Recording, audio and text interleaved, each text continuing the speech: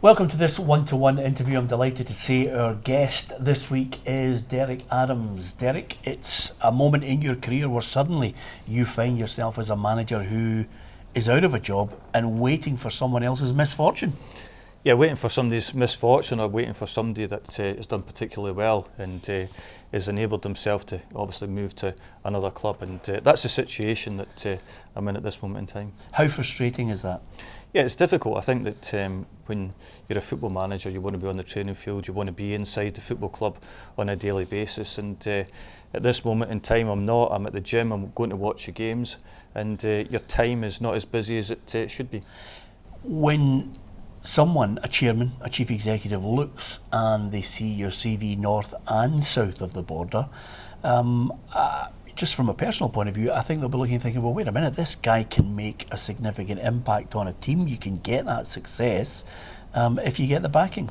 Yeah, I mean, I've been the football clubs that I've been at, Ross County, twice, 3 years each time, and we went to Plymouth as well for 4 years. So stability is a big thing at football clubs, and I've shown that I've been able to do that. I've gained promotion 3 times in each spell, and got to cup finals as well. So from that point of view, that's what clubs want, club chairmen want, to enhance their football clubs to go forward. Yeah, I hate to say this, but having interviewed the likes of a Brian Clough, the likes of a Martin O'Neill or a Gordon Strachan or a Walter Smith, always helps if you've got a good chairman.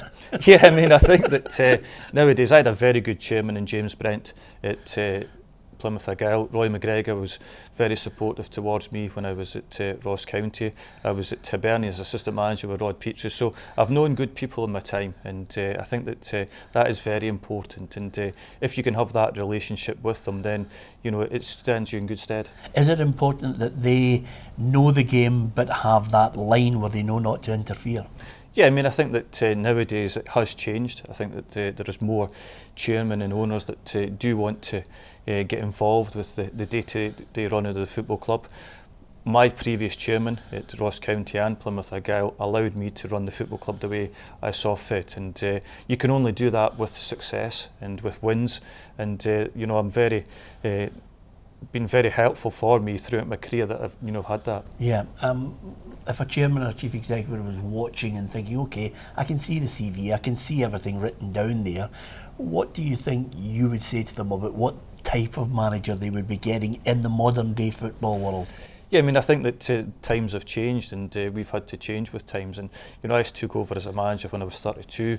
I'm 44 now, and I think that you gain great experience. Some managers are just going into their first or second job after 2 years at 44. So I'm relatively young in that aspect, but relatively experienced, gone on matches, over 500 matches as a manager now, north and south of the border. And that gives you experience, and in the modern day, you've got to be able to be adaptable. You've got to take in changing formations, and what the fans want to see is they want to see good football. They want to see creative players, and the teams that I've always had creative players in their team, and that sadly can be missing in many teams nowadays. Yeah, because many a manager will say, at times you're only as good as the players that you have available to you. You are, but it's up to you as a coach to make them better. It's up to you as a coach to try and get that different formula to maybe take in a creative player. And we all want to see, getting teams off their seats and the fans off their seats. And we used to play with 2 number 10s, and we played with wide players. And I think that's what is a wee bit missing in the game at this moment in time, north of the border and south of the border. Yeah, and the good thing is that I can hear, chairmen, pundits, fans, everybody's got an opinion. We all love to be football purists about the way we want it to be played. I can remember, as I mentioned about Gordon Strachan, I said to him, what do you think the key element is in that management game then? He says, win, then win, and then win again, and they'll be off your back. Well, that's the thing, what you can do, you can only, to cover whatever has gone wrong inside the football club, you've got to win football matches, and that's what the supporters want to see first and foremost. But they do want to see good football. They want to see players, giving them entertainment, and entertainment can come from different ways. A goal scorer up front, a great goalkeeper, playing out from the back, playing through the thirds, or some teams just want to get the ball into the final third and play. from the style of manager that I've interviewed on many occasions, there are old school ones who have the ability to cajole the best out of an individual player. There are some, obviously, who throw the teacups about. And then in the modern day, some people say, well, you need to go about it a different way.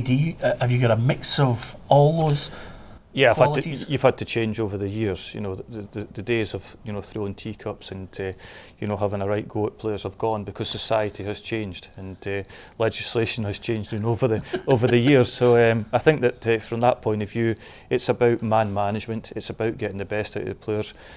Provide them with the data, provide them with the information, using the video footage to tell them where they've gone right and wrong, and explaining them to them in a better way. So with that in mind, do you look back sometimes and think about some of those memories of you as a player when the manager would walk in and give you an absolute roasting? I've been involved in situations, Big Terry Butcher was my manager of mine at Motherwell, and Terry was a fantastic leader, but when we didn't do well enough on a Saturday, Terry knew how to have a go at us. Willie Miller was my manager at Aberdeen as well. Jockey Scott, we've had some fantastic times at that, but I think there is sometimes you do need that, but sometimes you need to have that quiet word. Yeah.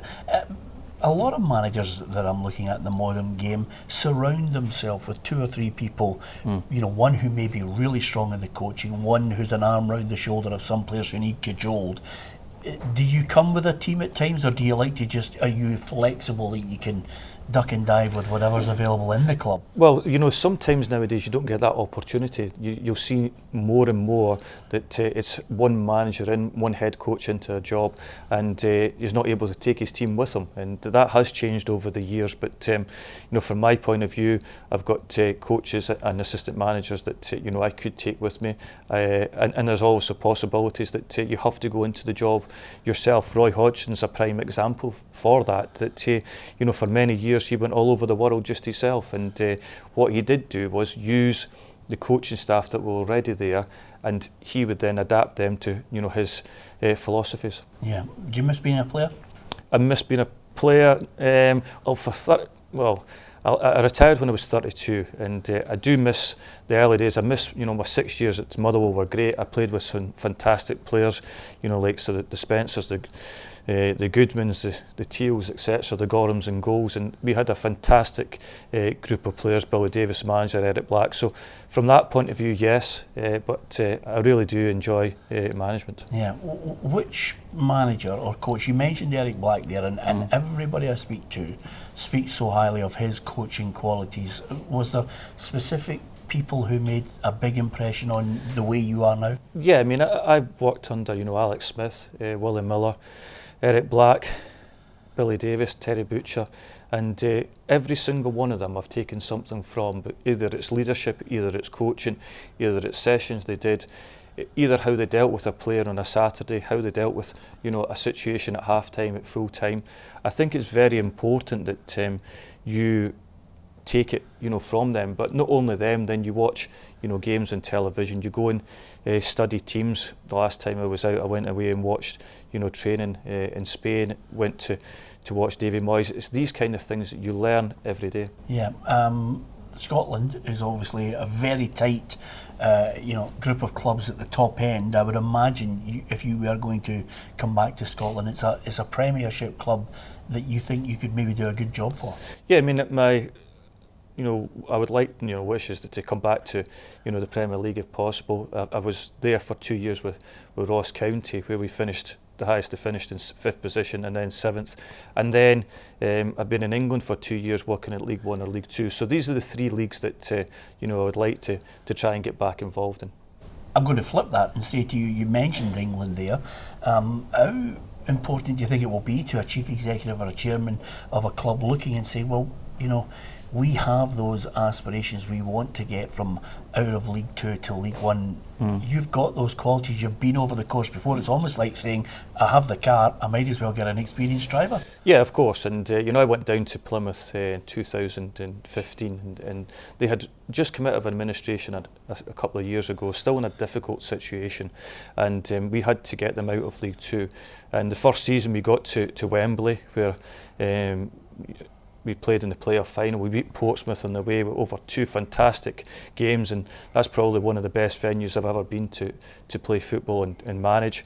And then the second season we finished in the second top spot. We got beaten the last day of the season, picked by Portsmouth to the title. So from that point of view, you've got to know how to get out of division, and quickly, when you come down from Scotland to England, you've got to learn the league, you've got to learn about the players, and organisational skills are vital. 2 quick points I want to get your thoughts on, obviously from your experiences.